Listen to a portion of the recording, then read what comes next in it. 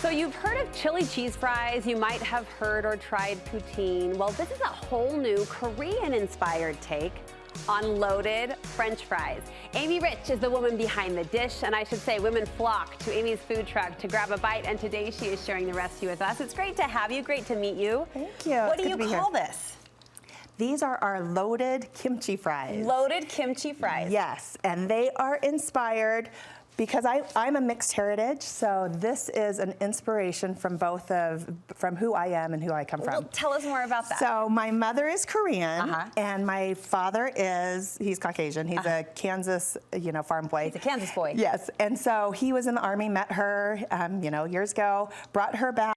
They got married, brought her back to Kansas, and she learned how to cook all the, the American staples. Yeah. So that's what we grew up on. We grew up on hamburgers and French fries, but every night she'd go and she would get out the kimchi and rice, and she'd have her own little Korean meal. She would eat separate from your she family. would. But I love She that she would. grabbed hold of, where she was and what people were eating while still preserving what made her her and what made her special. So kimchi, what is kimchi? So kimchi is the most popular Korean dish. It's what I think most people refer, or they think of when they think of Korean food.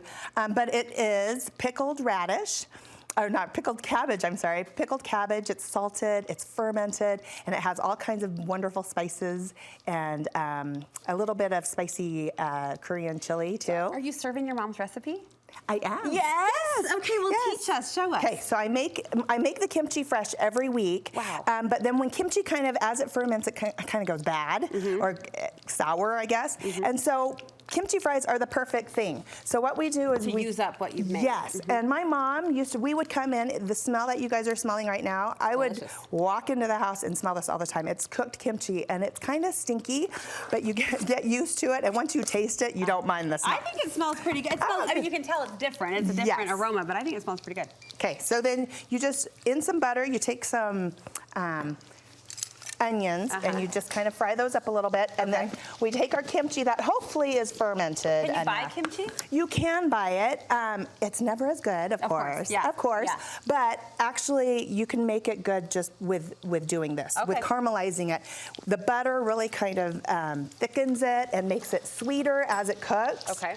It's that umami flavor that you hear about. So you just add this kimchi to the butter and the onions, and then you cook it down. You let it reduce, and the red sauce will get thicker as it reduces.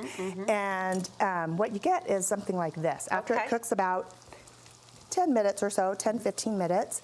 So my mom will go, she'll take this, at this point, you can make it into kimchi fried rice, which is so good. So yummy. Add rice and a little more butter and some meat to it. But you're putting it over fries. But we're gonna do fries. Yeah. So over here, let's start. We have our fries, and we like the crinkle cut fries. Okay. So this is what we do for our food truck. We layer.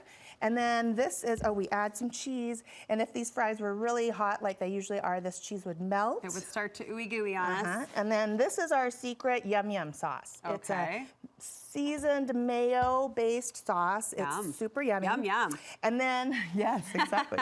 And then you add some more fries. So we're layering. We're layering, that's why they're layered. And then you add more cheese. More cheese, got some green onions. Yep, and this is when the kimchi comes in. And you serve it hot. You serve it hot. Okay, helps melt that cheese and down. And then you add some meat on top, but apparently. What meat what's your favorite of choice? It is our steak. And it's over there. We forgot to get it out. That's okay. Pretend we put some steak on there. I see steak. I see nothing but steak. And then we add more sauce. And then this is the secret ingredient for me. What? It is the sriracha. It adds a little heat, but it also balances out the creaminess. Did you see Jeff, our floor director, just lit up? He's like, yes, my kind of fare. And then you add on a little bit of heat. Oh, awesome. Few other recipes that you can make with the kimchi is what? So the kimchi, we put this on our bowls. In our food truck, we have 3 different things. We do the loaded kimchi fries, and then we do what are called customized rice bowls. Oh, it's a rice bowl. Yeah, and Okay. so these are so good because the bases you can choose from, you can really make it unique to whatever you like. So Customize it, make a party platter out of it. if you want a salad, you can have a salad. All right. But in this one, a lot of people like all of the bases and then pick all of the toppings you like. And then we top it. We have different sauces that go on top of that. But it's fresh and it's just so healthy. I see a sandwich option as well. So many things you can do with this traditional food. I like that you're preparing it in all new ways, and clearly people like it as well.